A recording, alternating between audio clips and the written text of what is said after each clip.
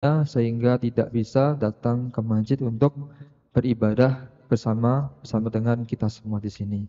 Maka dari itu kita sepatutnya untuk bersyukur pada Allah Subhanahu wa taala, yang mana Allah Subhanahu wa taala juga berfirman, la in syakartum la azidannakum wa la in kafartum illa adzabil syadid. Yang mana jika kalian bersyukur atas apa yang telah aku berikan atau nikmat, maka Allah Subhanahu wa taala akan memberikan nikmat yang lebih kepada kita semua. Namun jika kita kufur pada Allah, pada nikmat Allah Subhanahu wa taala, inna adabi lasyadid, yang mana tunggulah bahwasanya Allah SWT akan memberikan azab yang pedih nanti di yaumil akhir nanti. Maka dari itu kita di sini bersyukur pada Allah Subhanahu wa taala karena Allah Subhanahu wa taala memberikan kita dua hal ini, yaitu nikmat kesempatan dan nikmat sehat. Kemudian yang kedua kalinya yaitu salawat serta salam tercurah limpahkan kepada Nabi kita Nabi Muhammad SAW. Mudah-mudahan kita yang di sini kita juga memohon pada Allah Subhanahu wa taala agar dimudahkan dan diberikan keistiqomahan untuk senantiasa dimudahkan mempelajari ataupun mengamalkan setiap sunnah-sunnah beliau yang telah beliau sampaikan hingga kepada kita saat ini. Yang mana kita tidak akan bisa hidup di dunia ini tanpa adanya sunnah dari Rasulullah SAW. Maka dari itu kita memohon kepada Allah Subhanahu wa taala agar senantiasa hati kita dimudahkan dalam mengikuti apa yang Allah perintahkan dan apa yang Allah Subhanahu wa taala larangkan, dan kemudian dimudahkan untuk mengikuti sunnah-sunnah Rasulullah SAW. Di sini kami sebagai MC pada kajian sore hari ini Ba'da Asar, yang mana pada tema kali ini yaitu kajian perdana pada hari Sabtu 1 April 2023 atau sebelum Ramadan. Ini di sini tentang tema agar tidak gagal panen di bulan Ramadan. Yang mana kita sebagai seorang muslim yang menjalankan ibadah puasa di bulan Ramadan ini jangan sampai kita merugi. Karena apa? Karena mungkin amalan-amalan kita nanti kita tidak maksimalkan di bulan Ramadan, yang mana kita banyak mengabaikan waktu-waktu luang kita untuk melakukan sesuatu yang tidak bermanfaat. Maka dari itu tema pada hari ini yaitu tentang agar tidak gagal panen di bulan Ramadan. Nanti kita akan bisa tahu bagaimana cara kita mengelola waktu Ramadan kita agar menjadi waktu yang berkualitas ataupun maksimal mungkin untuk melakukan sebuah amalan dan ibadah. Maka dari itu insya Allah nanti hari ini tema ini akan disampaikan oleh Ustadz Abu Zulkarnain Shahlan.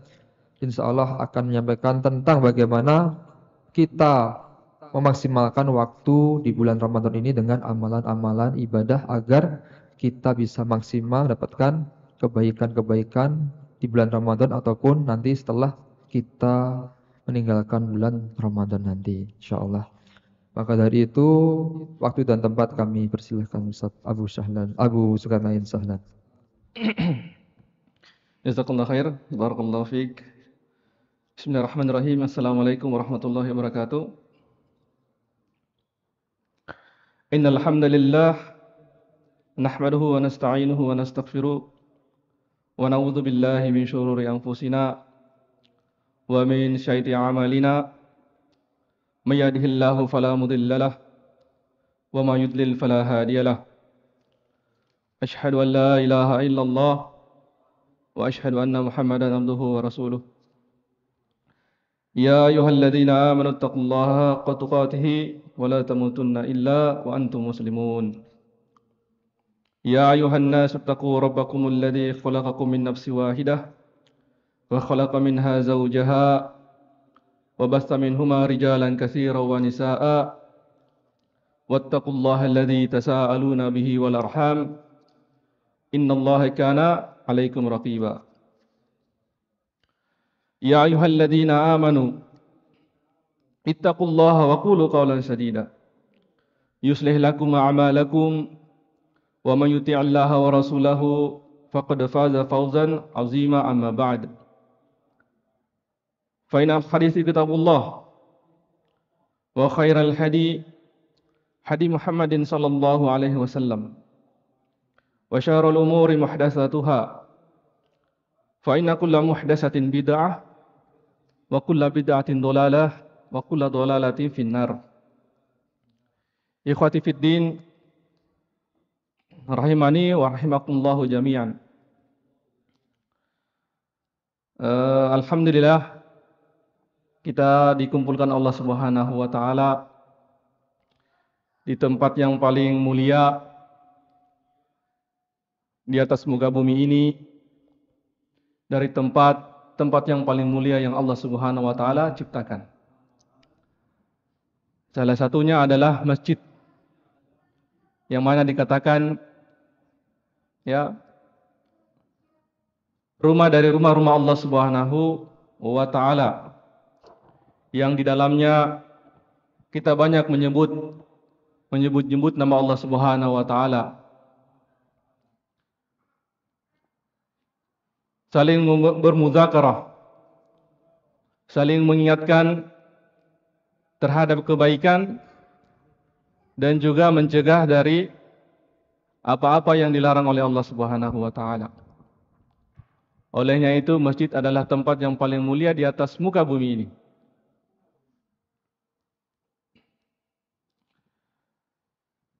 Sebelum kami memulai, kami memberi tanbih pada diri kami pribadi. Sebenarnya kami bukan ustadz. Jadi kami seorang penuntut ilmu yang berusaha mempelajari ilmu agama Allah Subhanahu wa taala. Tetapi mungkin dari sisi panitia melihat kami memiliki keilmuan, padahal tidak. Kami juga masih mempelajari terkait ilmu agama ini, ya. Dan juga ilmu agama itu, ya, sebagaimana Rasulullah sallallahu alaihi wasallam mengatakan di dalam hadis riwayat yang sahih, talibul ilmi faridatun ala kulli muslim.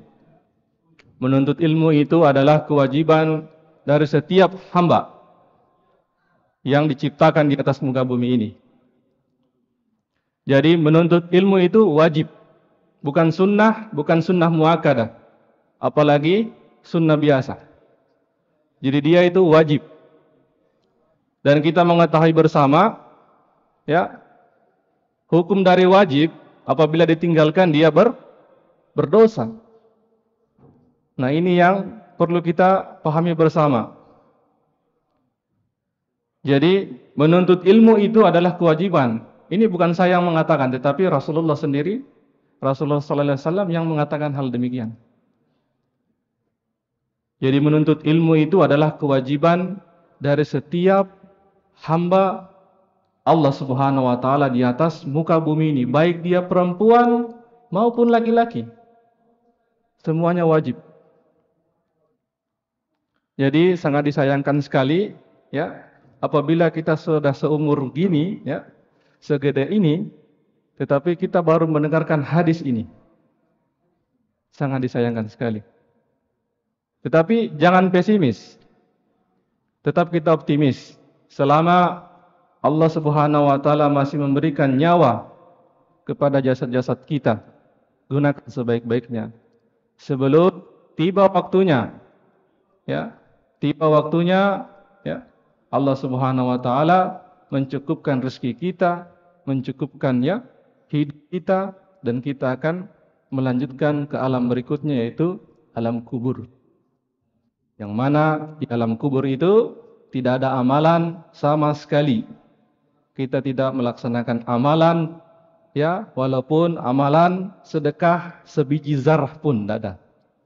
Jadi di alam kubur itu sudah mulai perhitungan awal, ya, kehidupan kita di muka bumi ini. Nah, jadi kami memberi tanbih kepada diri kami pribadi bahwa kami bukanlah seorang ustadz, tetapi kami adalah penuntut ilmu juga. Ya. Tetapi ada sebagian ilmu yang kami peroleh, yang mana ilmu itu, ya, tidak boleh kami pendam sendiri. Karena nanti akan ditanyai oleh Allah Subhanahu wa taala, ya, oleh Allah Subhanahu wa taala, ya. Salah satunya, ya, orang-orang yang memiliki ilmu, apakah diajarkan atau tidak. Ya, Orang berilmu saja ditanya, apalagi orang tidak berilmu. Ya, orang yang berilmu ditanya dengan dua pertanyaan. Dari manakah? Ya. Tapi pertanyaannya nanti kalau umpama sudah mati nanti, ya. Nah, kami diamanahkan ya pada panitia Gema Ramadan tahun ini sebagai pemateri pertama terkait apa itu? Apa judulnya? Apa?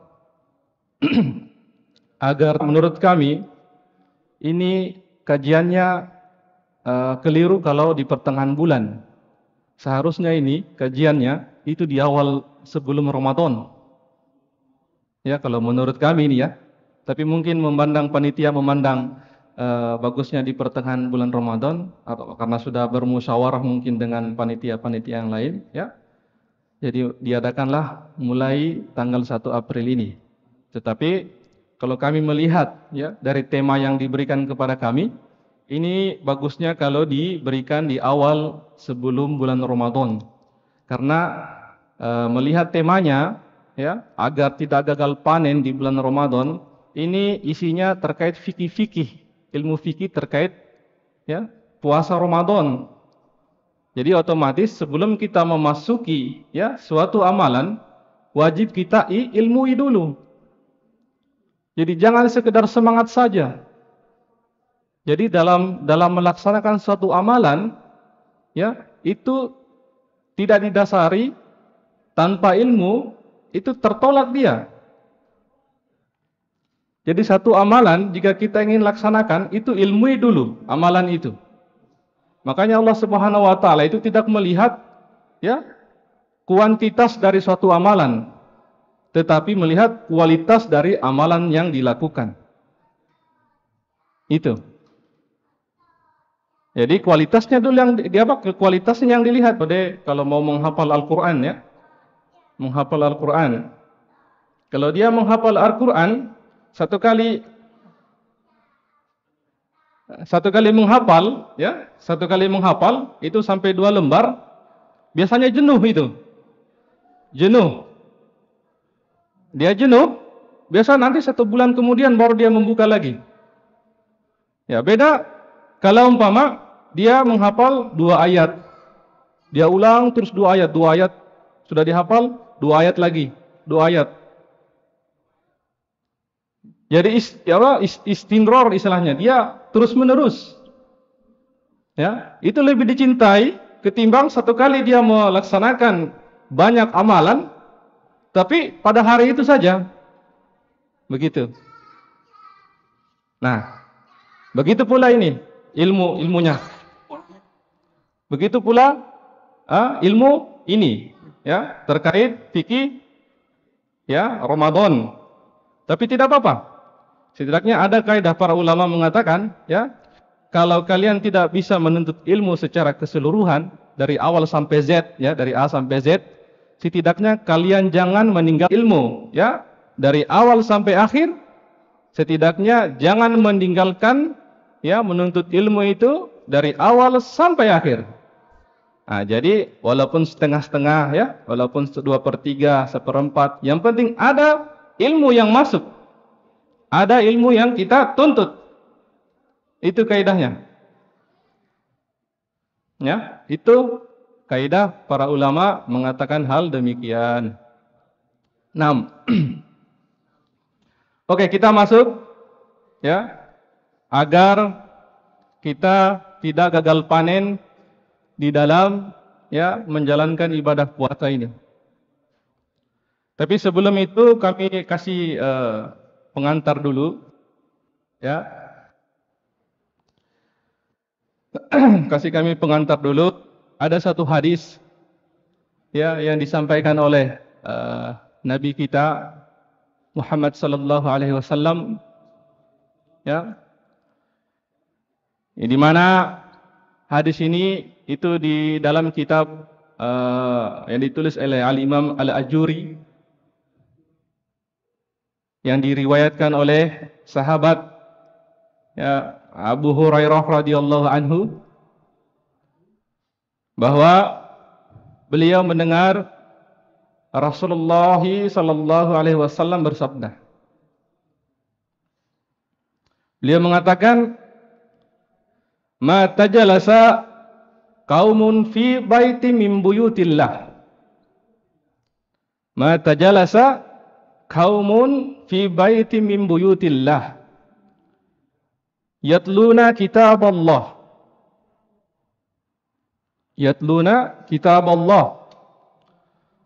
wa yatadarasunahu bainahum illa haffat bihimul malaikah wa ghasyiyatuhumur rahmah wa dzakarahumullahu fiman indah. Ya. Jadi di dalam kitabnya Imam Al-Ajuri ini meriwayatkan satu hadis yang ya disampaikan oleh sahabat Abu Hurairah radhiyallahu anhu, dan dia mendengar langsung ya Rasulullah sallallahu alaihi wasallam mengatakan hadis ini. Apa kata Rasulullah? Tidaklah suatu kaum ya, tidaklah suatu kaum duduk di rumah dari rumah-rumah Allah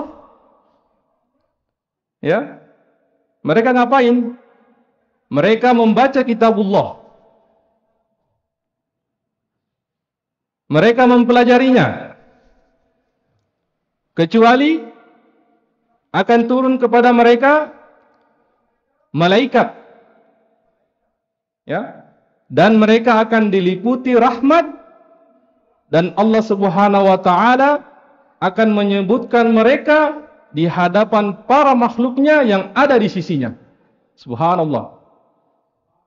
Masya Allah ini. Ini satu hadis saja ini sudah bisa mencukupi kita semua insyaallah ta'ala pada hari ini. Ya. Jadi kata Rasulullah, tidaklah suatu kaum. Ya, satu kaum ini ya majelis ya. Tidaklah suatu majelis. Mereka ini duduk. Mereka duduk di rumah dari rumah-rumah Allah Subhanahu wa taala. Nah, para ulama menafsirkan di sini rumah dari rumah-rumah Allah Subhanahu wa taala yaitu adalah masjid. Ya. Jadi tafsir para ulama, rumah-rumah ya Allah di atas muka bumi ini adalah masjid Allah Subhanahu wa taala. Ya. Jadi mereka bermajelis di dalam rumah-rumah Allah. Ya. Majelisnya apa? Ya, mereka membaca kitabullah. Nah, selain membacanya, mereka juga mempelajarinya. Terus apa ganjarannya? Kecuali akan turun kepada mereka malaikat, dan mereka akan diliputi rahmat, dan Allah Subhanahu wa taala akan menyebutkan mereka di hadapan para makhluknya yang ada di sisinya. Nah, jadi kita berharap ya majelis kita pada hari ini, pada sore hari ini itu ada malaikat yang nongol di sini. Hanya kita tidak melihat secara kasat mata. Tetapi kita yakini kita sebagai seorang muslim. Ya. Kita sebagai seorang muslim, muslim itu artinya apa? Taslimu ya, Allah ya. Kita mempercayai apa yang dikabarkan Allah wa rasulihi, dan apa yang dikabarkan oleh Rasulullah. Dan di sini Rasulullah mengabarkan sendiri. Iya kan? Bahwa kita bermohon ya, semoga pada hari ini majelis kita ini ada malaikat yang turun di sini, yang duduk bersama kita mengikuti majelis kita. Ya. Dan juga yang lebih apa? Yang lebih dahsyatnya lagi, kita diliputi rahmat dari Allah Subhanahu wa taala. Diliputi rahmat dari Allah Subhanahu wa taala. Olehnya itu Allah Subhanahu wa taala salah satu ya sifat namanya sering kita sebut dalam Al-Fatihah Ar-Rahmanu Ar-Rahim. Ya, Ar-Rahmanu Ar-Rahim. Nah, Ar-Rahman ini ya, penyayangnya ini yang dimiliki oleh Allah Subhanahu wa taala diberikan kepada seluruh makhluknya di atas muka bumi ini. Baik dia fajir, baik dia muslim, baik dia kufur, semuanya dapat rahmannya Allah Subhanahu wa taala. Tetapi ada Ar-Rahim. Ar-Rahim. Ar-Rahim ini khusus untuk yang muslim saja. Adapun yang kafir, tunggu dulu bos. Ya, kamu Ar-Rahman ji. Ya, Ar-Rahman doang Anda. Ya, tetapi yang muslim mereka mendapat rahmat dan rahimnya Allah Subhanahu wa taala. Ya, kesyukuran. Dan yang paling dahsyatnya lagi yaitu apa? Allah Subhanahu wa taala menyebut kita di sini. Jadi contoh nama saya Sahlan ya. Afwan. Jadi nama saya Sahlan. Kunya saya Abu Zulkarnain. Ya. Abu Zulkarnain. Jadi Allah Subhanahu wa taala ya menyebut nama-namanya kita. Bayangkan ini. Disebut nama-namanya kita. Seperti Ustaz Hafid. Disebut Ustaz Hafid ikut bermajelis pada hari ini. Ya, dengan mempelajari kitabullah, kitabku. Ya. Jadi disebut nama-namanya kita. Dan juga Allah menyebut bukan untuk dirinya sendiri. Dia kabarkan kepada makhluk yang ada di sisinya. Ya. Allah alam apa yang berada makhluk di sisi Allah Subhanahu wa taala. Tidak mungkin makhluk-makhluk yang fajir, iya kan? Kita yakin kan? Di sisi Allah Subhanahu wa taala tidak mungkin ya makhluk-makhluk yang fajir. Pasti makhluk-makhluk yang paling mulia. Salah satunya adalah malaikat. Ya, salah satunya adalah malaikat. Olehnya itu, ya, mari sama-sama kita berdoa, ya, melalui hadis ini. Kita jangan lengah, kita jangan, ya, berlemah-lemah. Ini kita datang di sini cuma datang, palingan datang dengar dinasihati, gini pulang habis itu kembali seperti biasa lagi. Ya, jadi cuma datang sini duduk dengar, ya bengong begini, gitu ya. Ya, bentar tertidur, sampai di mana Pak? Sampai lecet. Waduh. Tapi sebentar kita desain supaya nggak terlalu ngantuk, kita ada ini, kita apa namanya? Ada tanya-tanya sedikit. Ya, yang inti-inti aja. Mungkin sebagian kita sudah mengetahui. Ya. Supaya enggak terlalu ini, supaya fokus, sedikit fokus. 6. Itu sebagai pengantar kami, ya. Sebagai pengantar kami mulai masuk bagaimana sih, ya? Supaya di bulan puasa ini, ya, kita tidak gagal panen. Ya, jadi dalam hadisnya Rasulullah sallallahu alaihi wasallam itu, ya, Sya'ban itu adalah bulannya tempat kita menyirami. Dan bulan Ramadan adalah tempatnya kita memanen hasil. Nah, inilah pembahasan kita sekarang. Jadi di bulan Ramadan ini kita mau panen ini apa yang kita tanam kemarin di bulan Rajab. Sudah kita semaikan juga di bulan Sya'ban kemarin. Alhamdulillah ini selesai 2 bulan ini. Tinggal panennya sekarang ini. Jangan-jangan pas bulan ini datang badai. Itu dia. Akhirnya gagal panen, ini yang dimaksud di sini. Datang badai, atau mungkin dia sudah siapkan hasil apa namanya? Keranjangnya untuk mau panen ceritanya ini. Mau apa namanya? Sudah siapkan apa itu istilahnya? Plastik-plastik untuk memanen buah-buahnya ini. Ternyata Assalamualaikum. Ya. Habis semua hasil panennya, gagal dia. Olehnya itu kami beri trik-triknya. Ya. Kami beri trik-triknya supaya tidak gagal panen. Apa itu? Di dalam surah Al-Baqarah. Ada yang tahu surahnya? Kewajiban dalam berpuasa? Surah Al-Baqarah ayat keberapa? Kalau bunyinya itu ya ayyuhalladzina amanu kutiba alaikumus siyamu. Ini kayaknya tidak mungkin tidak dihafal ini. Ada yang tidak hafal? Atau berapa orang aja yang hafal? Ya ayyuhalladzina amanu kutiba alaikumusyamu kama kutiba alal ladzina min qablikum la'allakum tattaqun. Ya. Ya, insyaallah semua tahu ya. Ini surah Al-Baqarah ya. Surah Al-Baqarah ayat ke-183. Ya ayyuhalladzina amanu, wahai orang-orang yang beriman. Jadi yang dipanggil ini bukan ya ayyuhan nas. Bukan ya ayyuhan nas. Ya, tetapi langsung ya ayyuhalladzina amanu. Orang-orang yang beriman saja yang dipanggil. Di sini Allah Subhanahu wa taala panggil mereka dengan panggilan yang sangat mulia. Ya ayyuhalladzina amanu, wahai orang-orang yang beriman, ya. Kutiba alaikumusiyam, ya. Diwajibkan atas kamu berpuasa, ya. Kutiba alaikumusiyam kama kutiba alal ladzina min qablikum la'allakum tattaqun. Ya. Diwajibkan atas kamu berpuasa sebagaimana kaum-kaum sebelum kamu, agar ya kalian bertakwa kepada Allah Subhanahu wa taala. Nah, jadi di sini kalimat perintah. Kalimat perintah. Nah, kalau dalam hukum ini ya, kalau umpama sudah ada kalimat perintah, artinya itu adalah kewajiban. Kalau ditinggalkan berdosa.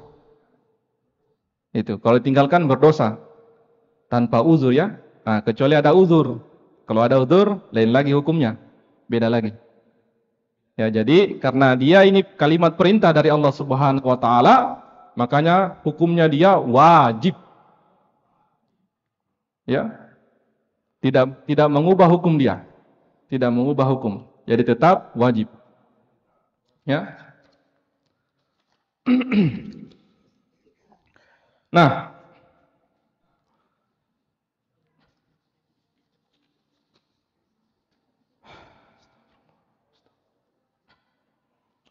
sebenarnya sangat disayangkan sekali bagi kita hadirin jamaah sekalian, rahimani wa rahimakumullah wa barakallahu fikum. Karena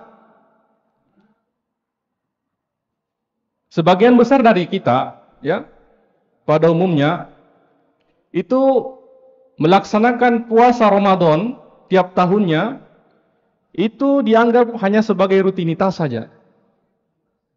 Sebagai rutinitas saja. Ya karena dia mungkin dari kecil sudah diajarkan oleh orang tuanya, kamu nak puasa ya. Iya kan? Jadi nah setelah itu tidak lagi 11 bulan berikutnya. Masuk bulan Ramadan, puasa lagi.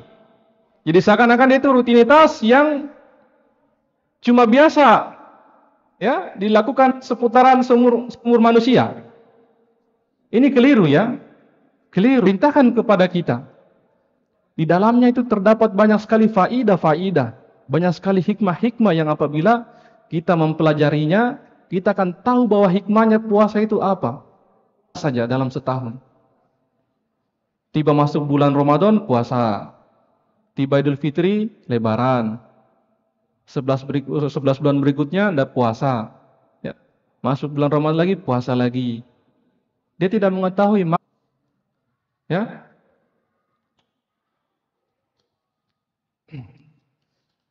Karena jika kita mau melihat ya, kalau kita mau melihat sebelum diutusnya atau sebelum disyariatkannya puasa Ramadan ini, itu ada beberapa tingkatan sebenarnya.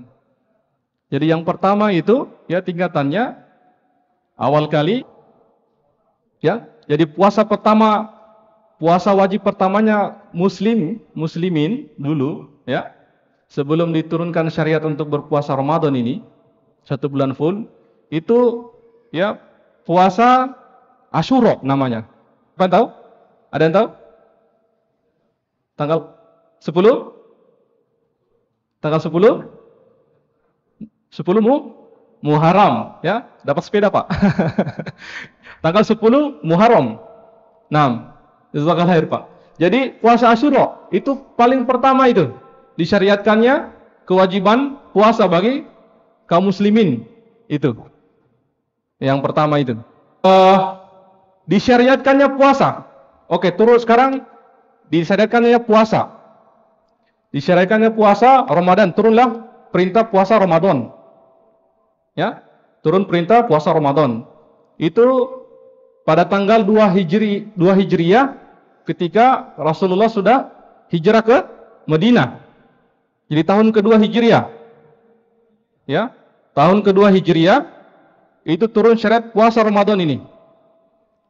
Nah, tetapi bedanya puasa Ramadan kita ini yang sekarang ini, ya, dengan puasa Ramadan ketika pertama kali turunkan itu, ya, jauh sekali bedanya, Pak, Ibu. Ya, bedanya di mana? Ya, bedanya di mana? Dulu, Pak, Ibu, ya, puasa Ramadan ketika pertama kali diturunkan disyariatkan oleh oleh Allah Subhanahu wa taala kepada umat muslim, ya. Bagi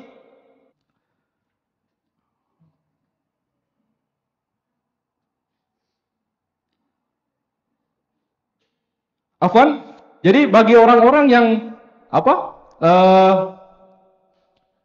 dia tidak lewat 15 ya, jam 6 lewat 15. Jam 6 lewat 15, kalau dia tidak berbuka jam 6 lewat 15, itu, ya, jam 6 lewat 15, dia diwajibkan untuk menyambung puasanya hingga esok hari. Nah ini bedanya ini. Ini diterangkan di dalam kisahnya Qais ibnu Sirma al-Ansari. Jadi kenapa syariat ini langsung berubah? Ya, yang kalau umpama dia terlambat, kalaupun dalam 1 menit, ya, terlambat berbuka, itu mereka diwajibkan untuk melanjutkan puasa hingga esok hari. Jadi istilahnya puasa wisol, puasanya bersambung. Nanti esok hari maghrib baru berbuka di situ dia. Nah, jadi kisahnya Qais ibnu Sirma al-Ansari ini itu langsung merubah syariat ini. Jadi ketika itu, ya, kisahnya Qais ibnu Sirma al-Ansari ini seorang pekerja berat dia. Mungkin kalau kita bahasakan di kehidupan kita ini mungkin kayak pekerja bangunan, Pak, ya. Ya, yang cukup berat ya. Jadi kalau hujan-hujan gitu ya, yang gemba ya, yang panas-panas, musim panas gitu, musim panas ya, musim dingin gitu ya. Nah, dia sudah selesai pekerjaannya, ya, masih dalam keadaan berpuasa ini, pulang dia ke rumahnya.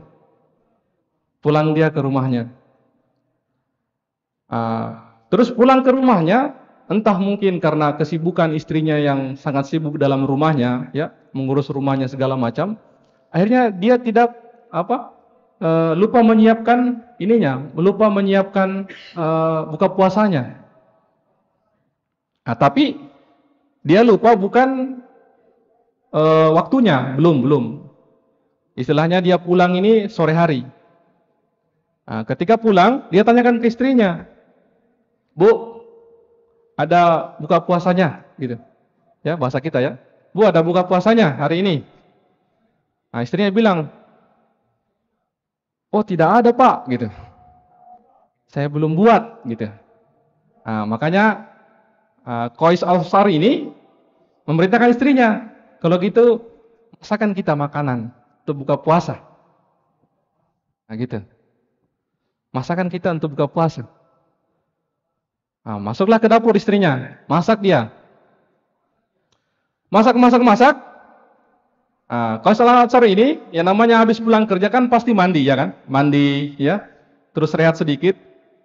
Ternyata ketika dia sambil rehat tertidur dia. Nah, istrinya tidak memperhatikan, jadi istrinya itu di dapur dia memasak. Ya. Nah, sudah jadi makanannya, dia tengok ke kamar, ternyata Qais al-Ansari sudah tertidur. Waktu sudah berbuka. Ya, langsung istrinya mengatakan kepada suaminya, "Ya, celaka kamu hari ini, ya Qais. Celaka kamu hari ini, ya Qais." Bangun sudah malam. Dan kewajiban pada saat itu, ya, kalau terlambat berbuka puasa, wajib melanjutkan puasa hingga maghrib besok hari. Itu syariat dulu itu. Bayangkan. Akhirnya sudah. Qadarullah, masyafa'al ya, sudah terjadi. Tertidur dia, bangun tengah malam. Jadi, tidak boleh lagi makan, minum, tidak boleh. Jadi dia wajib melanjutkan puasa. Esok harinya, seperti kebiasaannya berangkat kerja. Ya, melakukan aktivitas seperti biasanya. Ketika siang hari, pingsan dia. Pingsan. Ya. Ketika siang hari, ya, pingsan dia. Akhirnya kabar tersebut sampai kepada Rasulullah. Bahwa Qais, ya, diceritakan begini dan begini. Ceritakanlah kisahnya ini, Qais ini kepada Rasulullah. Kemudian sebelum Rasulullah menemui Qais, datanglah malaikat Jibril kepada Rasulullah. Ada satu ayat lagi diturunkan oleh Allah Subhanahu wa taala. Itu ayat surah Al-Baqarah, ya, surah ke-187 ya. Uhilla lailatus siyamu uhilla lakum lailatus siyamu rafasa ila nisaikum hunna libasul lakum wa antum libasul lahunna, sampai seterusnya. Nah, di mana situ dikatakan dihalalkan bagimu pada malam hari puasa, ya, bercampur dengan istrimu. Nah, di sini sudah ada pensyariatan. Artinya ada syariat baru turun. Ketika malam hari, ya, ketika malam hari di bulan Ramadan, itu kita bisa mencampuri istri kita. Kalau sudah bisa mencampuri istri kita, otomatis bisa makan dan minum. Iya kan? Olehnya itu, kisah Qais inilah yang memasukkan, ya, yang menghapuskan hukum, ya, hukum puasa Ramadan di zaman dulu, zaman sahabat dulu. Yang kedua, ya, kedua kali turunkan kewajiban berpuasa, itu yang terlambat berbuka puasa, melanjutkan puasanya hingga esok hari. Jadi kisahnya Qais inilah yang mengubah. Syariat, ya, yang dulunya puasa Ramadan yang dulunya itu, yang malam itu tidak bisa kita makan dan minum, ya, apabila kita terlambat berbuka puasa. Jadi luar biasa, Pak, ya, sahabat-sahabat Rasulullah yang dulu itu. Bagaimana mereka bisa menahan, ya, dalam 1 bulan full itu. Ya, malamnya tidak mendekati istrinya. Ya, tidak makan dan minum juga. Ini bagi orang-orang yang terlambat berbuka puasa. Tetapi itulah hikmah dari Allah Subhanahu wa taala, ya. Menjadikan Qais ini, ya, menjadikan Qais Ibnu Sirna Al-Ansari ini untuk menghapuskan, ya, hukum puasa Ramadan di zaman para sahabat dulu. Jadi alhamdulillah sekarang kita walaupun tertidur, ya.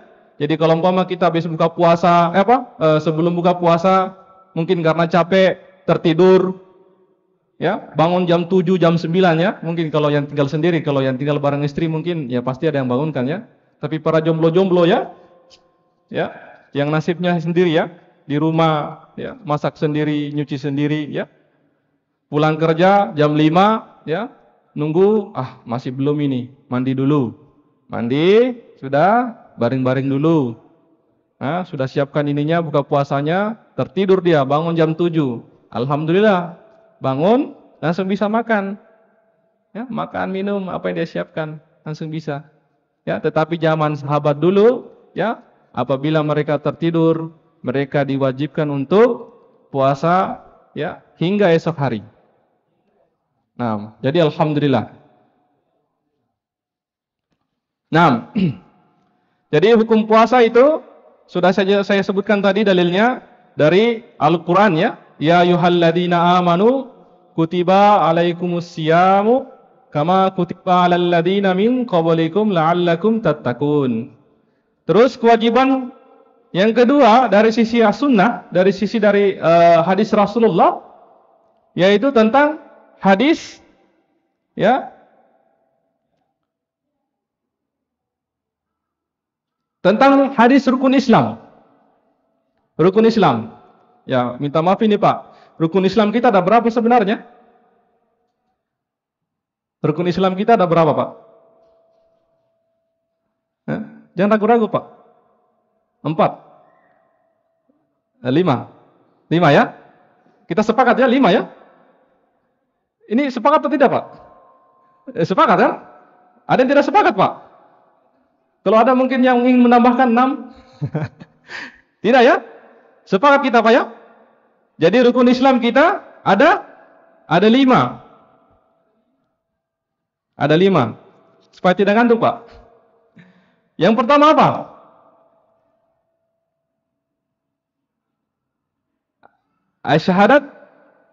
Syahadat la ilaha illallah wa asyhadu anna Muhammadan abduhu wa rasuluh. Iya ya. Jangan lupa Pak. Yang kedua. Ibu-ibu mungkin di belakang. Yang kedua apa? Rukun Islam.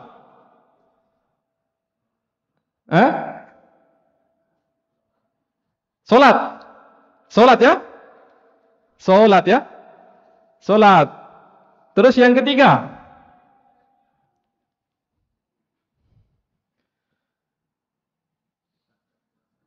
Zakat ya? Zakat. Terus yang keempat, puasa Ramadan. Terus yang kelima, haji ya? Haji bagi yang mampu. Nah, di riwayat lain itu dikatakan haji dulu baru Ramadan. Jadi ada 2 riwayat yang meriwayatkannya. Jadi didahulukan haji baru Ramadan. Ada juga di hadis yang lain itu dia mendahulukan Ramadan baru haji. Ya, sama 5. Nah itu rukun. Jadi beda Pak antar rukun sama wajib. Kalau wajib masih bisa kita qada Pak. Kalau rukun, kalau hilang satu, gugur semuanya. Itu kaidahnya.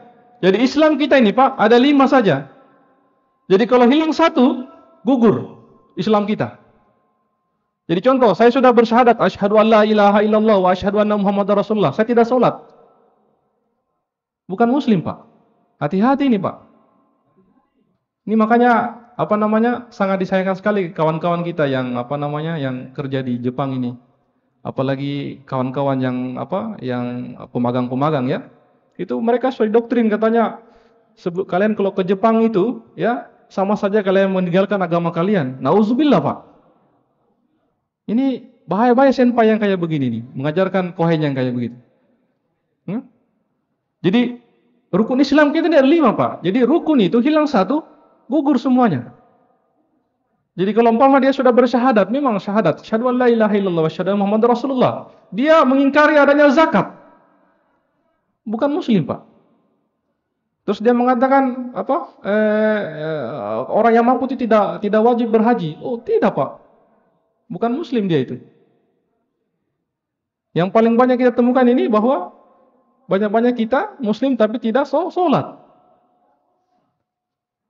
Nah, itu disayangkan sekali ya. Jadi kita ingatkan saudara-saudara kita di perusahaan dimanapun itu, ya. Walaupun kita tidak bisa menegur secara langsung ya, setidaknya kita bercanda dengannya. Ingat rukun Islam ada berapa? 5. Sholat salah satunya toh. Nah, gitu. Bercanda saja, Pak. Ya. Jangan serius. Kalau serius mungkin nanti bisa berdebat nanti ya. Gitu. Karena kita sebagai seorang hamba itu saling mengingatkan, Pak. Wa tawassaw bil haqqi wa tawassaw bis sabr. Kita saling mengingatkan di atas ketakwaan dan saling mengingatkan di atas kesabaran. Jadi kita sebagai seorang muslim itu harus saling mengingatkan, Pak. Di atas ketakwaan sama Kesabaran. Nah, ya. Itu hukum dari puasa Ramadan dari sunnah Rasulullah Sallallahu Alaihi Wasallam. Nah, sekarang saya ingin bahas ini Pak. Selanjutnya poin tentang syarat sahnya puasa. Nah, ini syarat sahnya puasa. Kita ini yang saya katakan dari awal Pak, kita puasa itu kayak rutinitas saja. Tapi kita tidak tahu bagaimana syarat sahnya, bagaimana rukunnya. Ya, kita tidak tahu itu Pak. Jadi kita ini hanya melaksanakan puasa karena rutinitas saja. Datang lagi bulan puasa Ramadan, puasa lagi orang 1 bulan. Gitu. Tetapi bagaimana syarat sahnya? Ya, bagaimana rukunnya puasa? Ya, rukun oke lah. Rukun itu insya Allah kita pasti mungkin sudah bisa melaksanakannya. Rukunnya itu tidak makan dan minum dan meninggalkan apa-apa yang dilarang dalam yang dilarang dalam yang membatalkan puasa. Itu 2 saja Pak rukunnya. Jadi makan dan minum yang pertama, yang kedua meninggalkan apa yang membatalkan puasa. Itu rukun. 2. Nah, sekarang syarat sahnya puasa. Nah, ini kita bahas Pak. Sebenarnya banyak sekali saya bahas ini Pak. Tapi waktu kayaknya MC-nya juga nggak ada ini.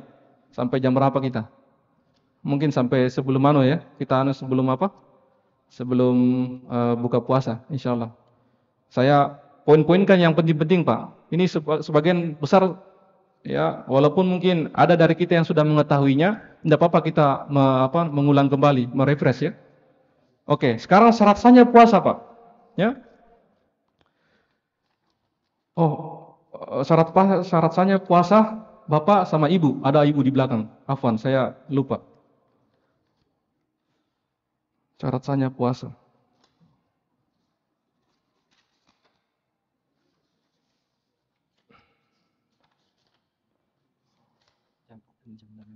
Oh iya, jam 6. Oh iya.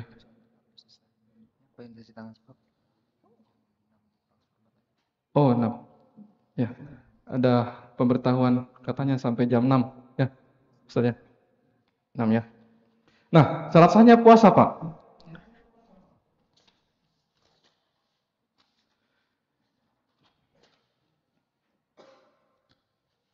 Yang pertama itu sudah jelas pasti dia seorang yang muslim. Iya kan? Pertama itu dia muslimah. Itu yang pertama. Jadi dia itu harus bersyahadat dulu. Bersyahadat sudah mandi wajib.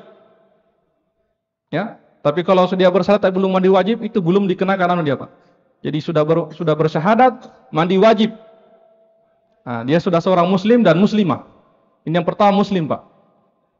Ya. Jadi kalau umpama ada seorang non-muslim, ya, ada seorang non-muslim, dia ini datang ingin masuk Islam, ternyata sudah berjalan puasa 15 Ramadan, ya, sudah jalan berpuasa Ramadan 15 hari ini, jadi sisa ada 15 hari lagi. Nah, dia masuk Islam pas di tanggal 15 itu. Tanggal 15 itu.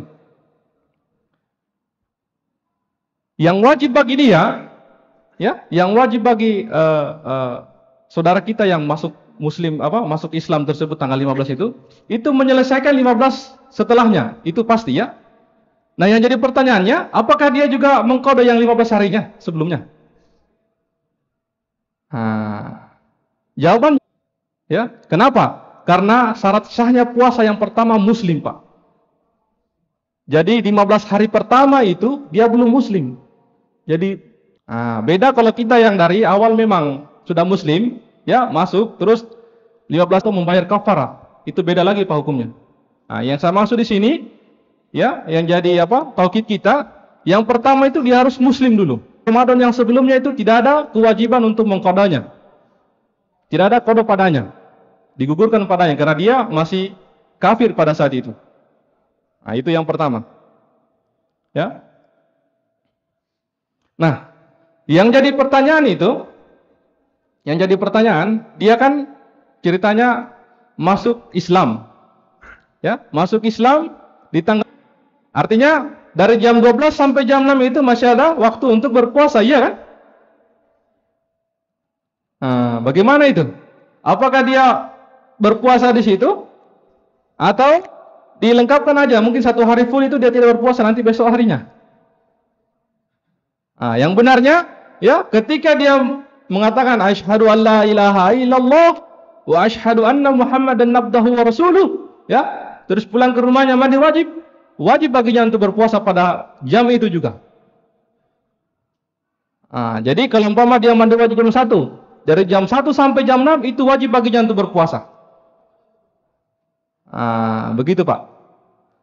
Nah, sahihnya di sini ya, apa-apa yang ketika dia waktu masih kafirnya itu dimaafkan baginya. Tidak ada ya hukum padanya. Begitu. Ya, itu yang pertama. Jadi dia harus muslim. Harus muslim.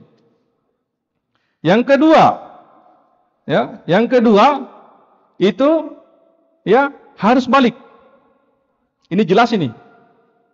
Ini balik. Ya, harus balik. Nah, sekarang jadi pertanyaan, balik itu tanda-tandanya bagaimana? Nah, balik itu tanda-tandanya bagaimana? Ya, tanda-tandanya. Nah, salah satunya adalah mimpi. Ketika dia sudah mimpi basah ya. Bagi laki-laki ya, biasanya itu umur beda-beda ya. Ada yang 14 tahun, ada 15 tahun ya. Nah, kalau bagi wanita itu ketika sudah haid ya, haid pertama ya, itu sudah tanda balik. Nah, terus bagi laki-laki munculnya ya apa itu bulu-bulu di sekitar berubah suara bagi laki-laki ya, berubahnya suara bagi laki-laki. Terus ya itu ya. Kalau bagi wanita itu apa? Keluarnya haid ya, darah haid pertama. Tetapi kalau sebagian ulama mengatakan itu biasanya ada juga anak-anak yang tidak muncul dia tanda-tanda itu.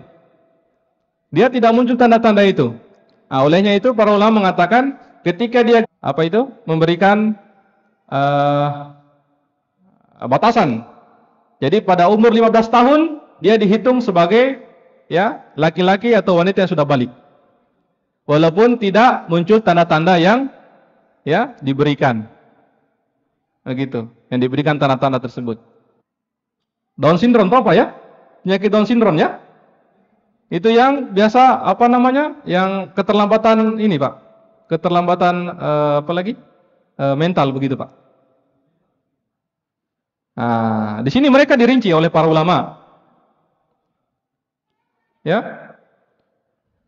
Mereka dirinci oleh mereka membagi dua. Jadi Down syndrome ini Pak dibagi dua mereka. Down syndrome ini dibagi dua. Yang pertama itu apabila ya mereka bisa diajak kompromi Pak. Down syndrome tapi masih bisa diajak kompromi. Masih bisa diajak kalau umpama disuruh ke sini gitu, ambil makanan ini, masih bisa Pak. Masih ngerti dia. Hanya mungkin apa namanya ada keterlambatan sedikit ya. Tapi kalau kita ajak kompromi, dia masih bisa Pak, masih nyambung dengan apa yang kita sampaikan. Nah, baginya itu dia, ya, dia itu tetap diwajibkan puasa padanya. Tetap diwajibkan puasa padanya. Nah, yang kedua itu apa? Tidak nyambung dia, tidak nyambung. Kita apa namanya suruh gini nggak nyambung ya, nggak nyambung. Nah dia itu dihukumi oleh para ulama sama dengan orang-orang apa anak-anak yang belum balik. Nah anak-anak yang belum balik itu Pak, dia hukumnya kalau dia berpuasa sah, tetapi kalau dia tidak berpuasa, ya tidak apa-apa, tidak berdosa, begitu Pak. Itu yang Down syndrome Pak. Jadi dua saja, kalau Down syndrome itu ada yang bisa diajak kompromi, ya. Kalau yang bisa diajak kompromi itu dia tetap diwajibkan berpuasa padanya. Nah, kalau yang apa? Yang Down syndrome-nya itu yang tidak di bawah mental, itu susah diajak kompromi, itu dihukumi sebagai ya anak yang belum balik. Anak yang belum balik. Jadi dia kalau anak yang belum balik itu ya masih diajarkan cara berpuasa. Jadi kadang puasa setengah hari, iya kan? Puasa setengah hari. Nah, kalau dia berpuasa itu full sah puasanya, Pak. Tetapi kalau umpama dia tidak berpuasa pada hari itu juga, dia tidak dikenakan hukum ya kewajiban padanya. Nah, ya sebagaimana ya yang hadis yang diriwayatkan dari Aisyah radhiyallahu anhu bahwa Rasulullah sallallahu alaihi wasallam mengatakan ada 3 golongan ya, 3 golongan orang yang diangkat hukum padanya. Yang pertama itu anak sampai dia balik. Ya, itu yang pertama. Yang kedua, orang yang pingsan sampai dia sadar. Jadi orang pingsan itu Pak, tidak mungkin orang pingsan ya, tidak mungkin dipaksa sholat puasa, tidak mungkin ya. Nah, jadi orang yang pingsan sampai dia tersadar dari pingsannya. Yang ketiga itu orang yang tidur sampai dia bangun tidurnya, dari tidurnya. Nah, jadi 3 golongan ini yang terangkat hukum pada mereka. Itu dari hadis yang diriwayatkan oleh Aisyah radhiyallahu anha. Tetapi ya perlu diingatkan bahwa bukan yang balik saja Pak yang yang memang kalau yang balik pasti wajib. Tetapi kita bapak-bapak dan ibu-ibu yang memiliki anak ya, memiliki anak itu sebagian ada yang bertanya, ini anak-anak mereka diajarkan mulai umur berapa tahun untuk berpuasa. Nah, itu tiap anak Pak beda-beda. Ada anak yang umur 5 tahun itu kayak orang dewasa. Ya. Ada umur 5 tahun sudah kayak kelihatan dewasa. 6 tahun juga. Nah, tetapi para ulama mengambil hadis yang diriwayatkan dari Ruqayyah bin Muawwal. Itu para sahabat dulu ya, mereka ibu-ibunya itu mengajarkan anak-anak mereka berpuasa ya, menyamakan ketika hukum sholat. Jadi anak-anak itu diajar sholat ketika umur 7 tahun Pak. Ya, ini nasihat bagi bapak-bapak, ibu-ibu yang memiliki anak umur 7 tahun, ajarkan dari sekarang Pak, sholat sama berpuasa. Karena ini dari Rasulullah. Bukan dari Rasulullah, dari kebiasaan para sahabat dulu, sahabiah dulu. Jadi anak-anak mereka itu pada umur 7 tahun mereka sudah mengajarkan puasa sama sholat. Nah, nanti ketika umur 10 tahun baru dipukul kalau mereka meninggalkan sholat ya sama puasa. Gitu Pak. Ya. Jadi bagi bapak-bapak, ibu-ibu yang memiliki anak ya umur 7 tahun, mulai dari sekarang dilatih Pak. Ya. Bagi bapak-bapak yang belum punya anak, semoga dimudahkan memiliki anak tahun ini insyaallah taala. Yang belum menikah juga dipercepat jodohnya insyaallah. Ya. Terus syarat sahnya yang selanjutnya, yang ketiga. Yang ketiga yaitu berakal Pak. Berakal. Jadi kalau orang tidak berakal, tidak diwajibkan puasa padanya. Ya. Itu. Jadi orang yang berakal saja yang berpuasa, Pak. Yang tidak berakal tidak sah puasanya. Ya, biar dia berpuasa wisol 2 hari berturut-turut. Ya, tidak ada puasa padanya. Terus syarat sahnya yang selanjutnya yaitu dia mampu berpuasa, Pak. Nah, ini perlu digarisbawahi, Pak. Mampu berpuasa. Ya, dia mampu berpuasa. Nah, di dalam syarat sahnya ini, Pak, para ulama itu membagi 2 keadaan orang. Yang pertama, ya, dari apa mampu tidaknya orang yang berpuasa itu dia tidak mampu secara terus-menerus. Jadi dia ini tidak mampu berpuasa secara terus-menerus. Itu yang pertama. Nah, contohnya siapa? Ya, contohnya ya ada yang diberi kekuatan Allah Subhanahu wa taala masih bisa berpuasa, tetapi ada juga yang umur ya 60 70 itu sudah tidak bisa mampu berpuasa. Jadi istilahnya mereka itu terus-menerus, Pak, tidak bisa berpuasa. Tidak mampu dalam waktu sementara saja. Dalam waktu sementara saja. Nah, untuk yang tidak mampu dalam waktu sementara juga ini, para ulama juga membagi tiga kelompok lagi. Nah, jadi tidak mampu dalam waktu sementara juga ini, ya, itu para ulama juga membagi 3 kelompok lagi. Yang pertama, ya, itu orang yang sakit, ya, orang yang sakit, tetapi jika dia berpuasa itu akan memudaratkan dirinya. Nah, itu yang pertama. Jadi dia ini tidak mampu, tapi tidak terus-menerus. Contohnya orang sakit, iya kan? Iya kan? Beda kalau umpama sakitnya kayak kanker begitu seumur hidup, beda lagi, Pak. Dia masuk ke dalam yang pertama itu. Yang penyakit yang dia tidak mampu terus-menerus. Kan ada yang sudah biasa divonis sama dokter kan? Bapak ini kanker stadium 4 begitu. Kemungkinan ya Allah alam ya. Kalau kata dokter mungkin 6 bulan lagi, Pak. Gitu. Ternyata 6 bulan itu masuk bulan Ramadan. Gitu. Jadi dia dalam 1 bulan full itu kemungkinan tidak bisa berpuasa. Itu dia masuk dalam pembagian yang pertama. Nah, tetapi di sini sakit yang dia bersifatnya sementara, Pak. Contohnya demam biasa saja, Pak, flu, ya, begitu, flu, ya, batuk-batuk, ya, seperti kami nih baru-baru batuk, ya. Jadi dia penyakitnya sementara saja. Jadi yang pertama itu penyakitnya jika berpuasa akan memudaratkan padanya,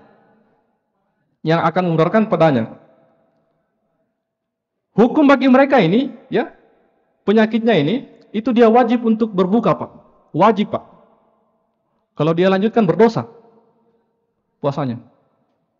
Ya, karena apa? Karena dia, ya, karena dia sudah mengetahui penyakit yang dia derita itu, apabila dilanjutkan berpuasa, bisa-bisa membuat dirinya mudarat, bisa-bisa sampai meninggal.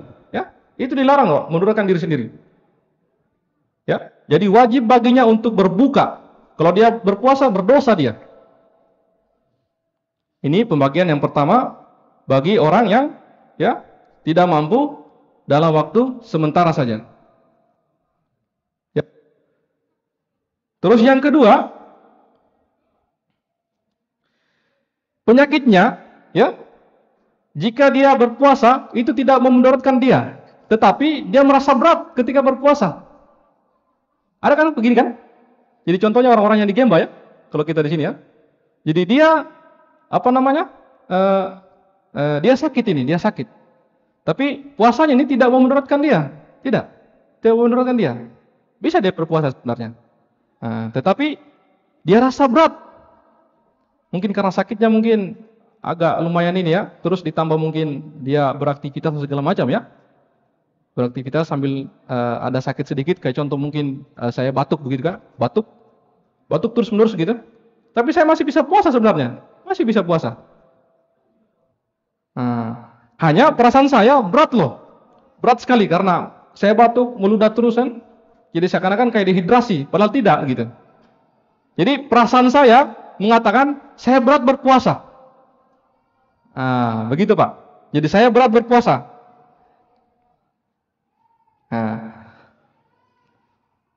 Hukum bagi orang tersebut, kata para ulama, ya, mereka, ya, boleh berbuka puasa dan mengqadanya, mengqada di hari yang lain di luar bulan puasa, bulan Ramadan, di lain dari bulan Ramadan. itu para ulama mengatakan bahwa penyakitnya ringan, maka dia di sini wajib berpuasa. Contohnya apa? Kayak gatal-gatal ya. Gatal-gatal atau mungkin apa namanya? Sakit apa? Sakit hidung apa? Sakit mata gitu ya. Yang masih dia bisa berpuasa. Jadi masih digolongkan dia itu apa namanya? Masih digolongkan dia penyakit yang ringan. Masih digolongkan penyakit yang ringan. 6 ya. Itu syarat-syarat yang selanjutnya. Terus yang selanjutnya lagi, Pak. Jadi tadi yang pertama apa? Muslim ya? Muslim. Yang kedua apa? Balik. Yang ketiga berakal ya. Yang keempat itu mampu berpuasa. Nah, yang kelima itu dia mukim, Pak. Mukim. Tahu mukim? Dia itu tidak bersafar. Dia mukim, Pak, di situ. Jadi dia tidak melakukan safar pada bulan itu, pada hari itu. Jadi dia mukim ya ketika ya bulan Ramadan masuk. Ketika bulan Ramadan masuk.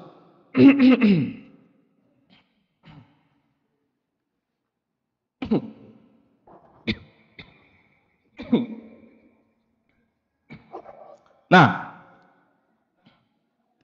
yang jadi batasannya mana ini? Kita dibilang katakan safar. Apa dari Osaka ke Kobe itu sudah terhitung safar atau belum gitu? Dari Osaka ke mana? Ke Wakayama itu safar atau belum? Nah, di situ permasalahannya. Ya sudah ada Shinkansen ya. Mau kemana sekarang cepat sekali. Ada kereta, ya, ditempuh dalam waktu 1 jam atau 1,5 jam sudah sampai. Nah sekarang kaidahnya bagaimana nih? Kalau bilang ini kita bisa tidak berpuasa atau dibilang bukan orang mukim begitu. Yang safar itu hitungannya yang kayak bagaimana? Berapa jaraknya? Adakah jaraknya gitu?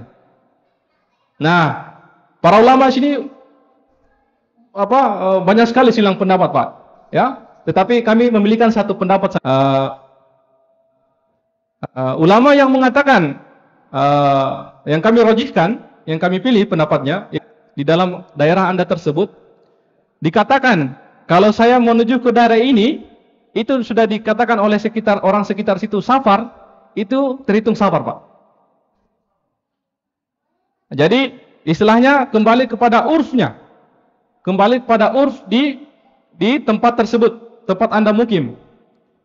Jadi kalau umpama di mukim di Osaka kita ini, Osaka kita kan ke Wakayama itu hitungannya bersafar. Apa? Kita sudah melakukan safar, itu hitungannya safar, Pak. Jadi kalau umpama orang-orang Osaka bilang, "Kamu mau kemana?" Wakayama. "Oh, kamu harus siapkan perbekalan ini dan itu karena di sana perjalanan cukup jauh gini." Nah, artinya apa? Kita kalau berangkat ke sana ada persiapan perbekalan begitu, otomatis hitungannya akan melakukan safar, ya kan? Dan urfnya juga di daerah tersebut mengatakan ke daerah tersebut hitungannya safar. Nah, itu hitungannya safar, kita bersafar. Begitu, Pak. Itu pendapat yang kami rojihkan ya. Banyak sekali pendapat, ada para ulama yang mengatakan sekian mil dan sekian mil. Ya, di situ juga milnya juga beda-beda para ulama juga. Ya, tapi kami rojihkan yang paling kuat itu, ya apabila di suatu daerah atau daerah Anda tempat tinggal itu, dikatakan bahwa ke daerah. Nah, sekarang pertanyaannya selanjutnya, kita sekarang kan oke, safar, dimudahkan oleh Allah Subhanahu Wa Taala untuk tidak berpuasa, iya kan? Nah, safar yang bagaimana? Ya, lagi, iya kan? Dikatakan bahwa syarat sahnya puasa itu adalah mukim. Kalau orang yang mukim sudah pasti Pak wajib puasa.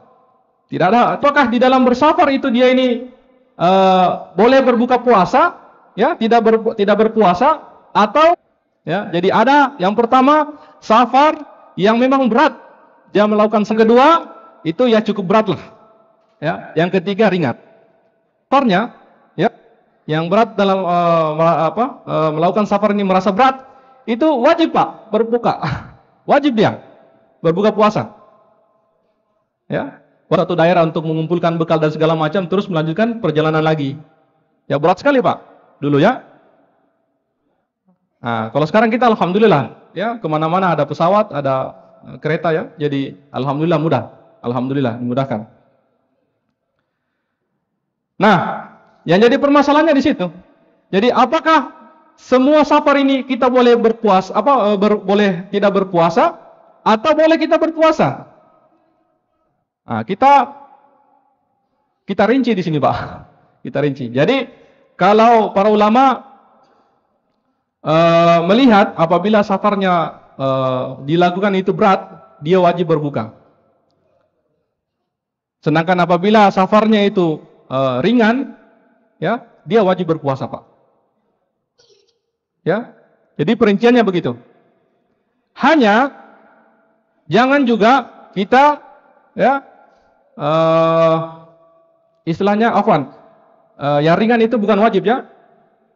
Tetap kembali pada pada hukum awal wajib, tetapi kembali kepada hadis yang mengatakan bahwa Allah memudahkan ya bagi orang-orang yang bersafar.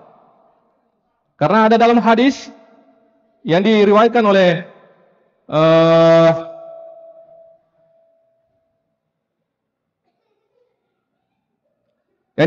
sahabat Hamzah radhiyallahu anhu, ya. Ketika itu Hamzah radhiyallahu anhu ini ya berjalan bersama Rasulullah, dan pada saat itu semua tidak ada yang berpuasa selain Hamzah. Sahabat ini selain Hamzah. Diketahui oleh Rasulullah, ya. Ditanyakan kepada, "Ya Hamzah, kamu berpuasa?" "Lah ya Rasulullah, saya berpuasa." Ya. Nah, terus dikatakan kepada Hamzah, "Ya Hamzah, ya, Allah telah memberikan keringanan kepada orang yang bersafar. Ambillah keringanan tersebut." Nah, jadi Rasulullah menyarankan kepada Hamzah untuk berbuka pada hari itu. Nah, begitu. Jadi safar yang mereka lakukan ini tidak berat sebenarnya. Tidak berat karena Hamzah ini ya bisa berpuasa dia. Karena ditanyakan Rasulullah, "Kamu berpuasa ya Hamzah?" "Iya ya Rasulullah, saya sanggup berpuasa ya Rasulullah." Ya. Tapi bersamaan dengan itu, ya, Rasulullah menasihati ke Hamzah radhiyallahu anhu, ya, mengatakan, ya, sebaiknya engkau mengambil kebaikan dari Allah Subhanahu wa taala berbuka ketika sedang bersafar. Nah, begitu, Pak. Nah, jadi itu kembali kepada urfnya kita, ya. Apalagi sekarang alhamdulillah kita kan mau kemana itu sudah gampang sekali ya. Sudah ada pesawat, ya, sudah tinggal duduk saja ya. Terus disediakan juga makanan segala macam. Ya, sudah dimudahkan oleh Allah Subhanahu wa taala. Nah,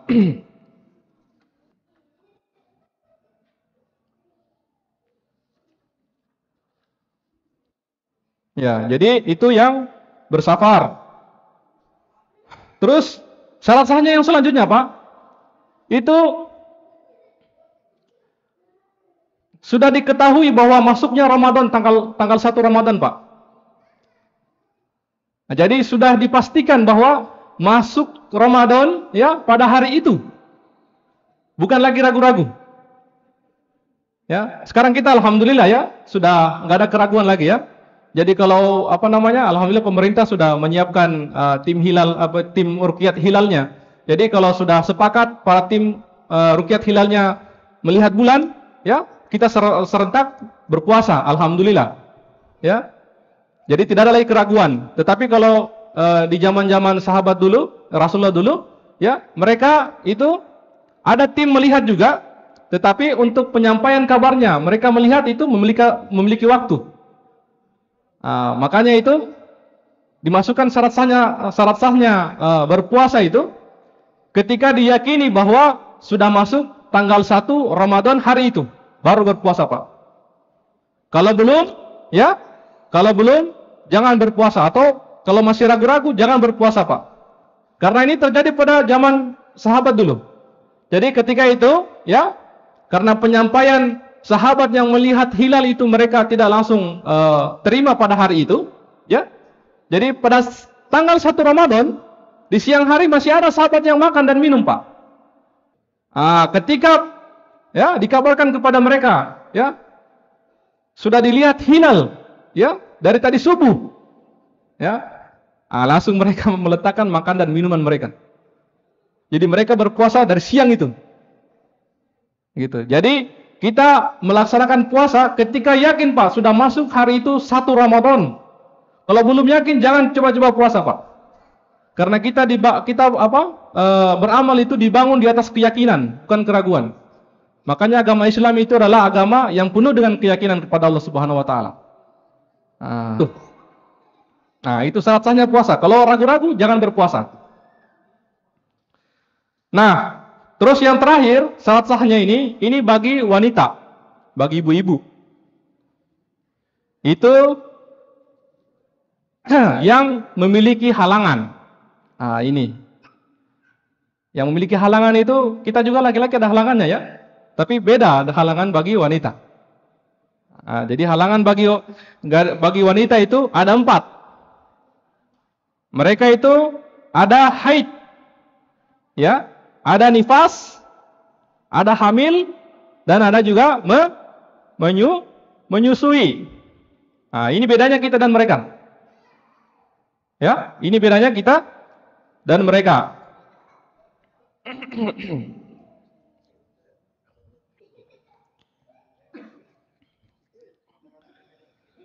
Kalau haid dengan nifas sudah jelas, ya. Haid sama nifas itu sudah jelas ya, pasti tidak berpuasa. Tidak berpuasa. Ya. Nah, yang sekarang ini yang hamil sama menyusui. Nah, kalau haid sama nifas itu kan mengqada kan? Mengqada di hari yang lain ya. Mengqada di bulan di luar bulan Ramadan, di bulan-bulan yang lain ya. Haid dan nifas. Sedangkan hamil sama menyusui ini dirinci, Pak. Dirinci, Bu. Afwan ya. Dirinci, Bu. Hamil sama menyusui. Ya. Hamil sama menyusui ini bisa berpuasa atau tidak? Nah, para ulama menegaskan, Pak, terkait hamil sama menyusui ini itu dikembalikan kepada dokter. Tanyakannya kepada ahlinya, Pak. Tanyakan kepada ahlinya, Bu. Jadi kalau umpama dia hamil karena ada ibu hamil, ya, di awal-awal kehamilan itu, ya, disentuh sedikit muntah, ya, disenggol sedikit, ya, marah-marah, ya. Jadi itu dikembalikan ke dokter. Jadi kalau memang dia masih kuat menurut dia, ya, belum tentu janinnya kuat, ya, atau janinnya kuat tapi belum tentu ibunya yang kuat. Itu. Jadi kembalikan kepada ahlinya. Kalau memang menurut pandangan dokter ibunya dan anak sehat apabila ibunya berpuasa, lakukan puasa. Tetapi kalau memang dokternya melihat posisi ibunya sama anaknya berbahaya, ya, jangan berpuasa. Nah, yang jadi permasalahannya, ibu menyusui sama hamil, itu mereka, di sini panjang sekali para ulama, ya, membahas terkait ini, dan juga terjadi perselisihan di kalangan para ulama terkait, ya, apakah mereka membayar fidyah atau, ya, mengqada di hari yang lain. Ya, tetapi kalau saya mau jelaskan satu persatu panjang sekali, Pak, waktunya. Ya, yang intinya, ya, bagi ibu yang menyusui, ya, sama ibu hamil itu mereka mengqada puasa, bukan membayar fidyah. Ya, bukan membayar fidyah. Jadi mereka mengqada di hari-hari yang lain di luar bulan suci Ramadan. Ya, berapa lama dia tidak berpuasa. Nah, ya. Nah, itu 7. Yang ketiga, dia berakal, Terus yang keempat, ya apa? Mukim, ya. Terus yang kelima, dia mampu berpuasa. Nah, terus yang keenam, sudah yakini masuk satu Ramadan, ya. Terus yang terakhir bagi wanita itu yang memiliki halangan, ya. Jadi ini syarat sahnya puasa, ya. Aduh banyak sekali nih saya mau terangkan, tapi waktu saya belum masuk ke pembatal-pembatal puasa, apa ini, waktu pelaksanaan puasa, makan sahur, perkara-perkara yang wajib yang ditinggalkan dalam orang-orang yang berpuasa, perkara-perkara yang dianggap yang dianggap membatalkan puasa padahal tidak membatalkan puasa. Ini juga sebenarnya perlu kita ini. Terus hal-hal yang makruh bagi orang yang berpuasa. Ini penting-penting semua. Nah, ini juga pembatal-pembatal puasa. Subhanallah, banyak sekali ini. Kayaknya perlu kita daurah ini Pak, satu hari satu, dari pagi sampai sore kayaknya seharusnya. Hanya waktu yang diberikan sama kita ini cuma sempit sekali, ya. Jadi banyak sekali sebenarnya yang ya sedikitnya ilmu kita terkait agama ini. Olehnya itu, ya kita bermuhasabah diri kita masing-masing. Ya, Muslim, bukan segolongan Muslim, bukan Pak. Dikatakan Rasulullah itu, talibul ilmi faridatun ala kulli Pak. Mufrad situ Pak. Kulli, setiap salah satu orang. Jadi diwajibkan diwajibkan mempelajari ilmu agama setiap individu, begitu kalau kita bahasakan Pak. Nah, jadi kita bermuhasabah diri kita, ya, sebagai sampai sejauh mana, ya kita sebagai seorang Muslim, ya, yang notabene-nya mungkin terlahir sebagai agama Islam, ibu bapak kita sebagai agama Islam, ya, beragama Islam, dan kita juga dari kecil sudah dididik dengan pendidikan Islam, ya. Tetapi sudah sebesar ini, ya, syarat sahnya puasa saja kita tidak ketahui, ya. Nas'alullah wassalama wal afiyah. Itu musibah Pak. Apalagi kalau kita mau merujuk kepada perkara-perkara lain Pak. Apa itu? Salat, wudu, ya.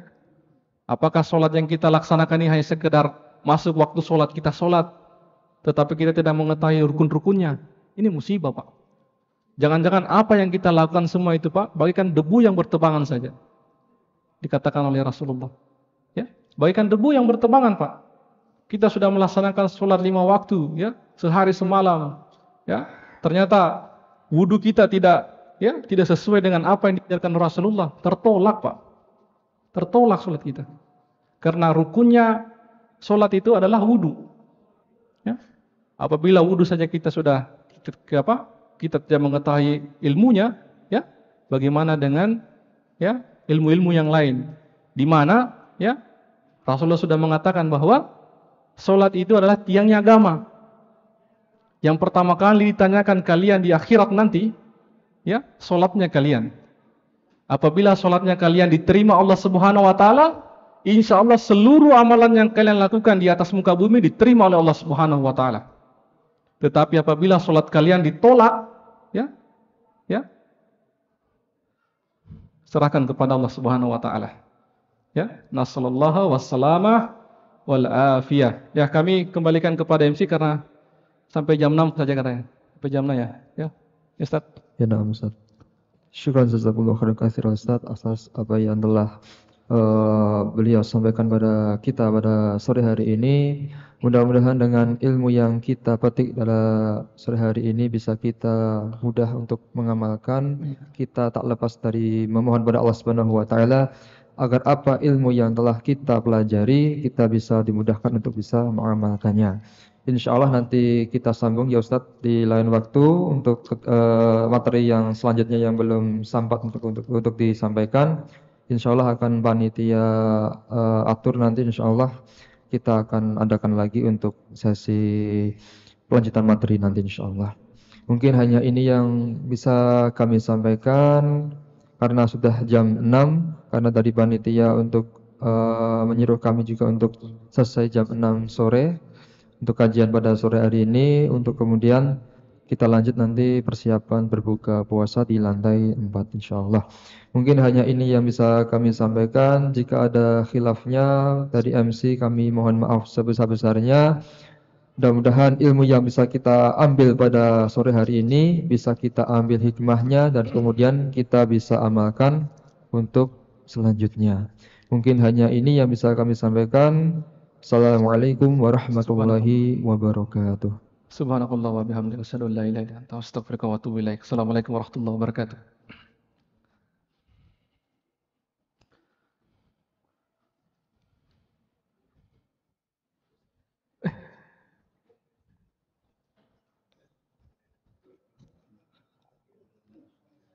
Banyak selesai.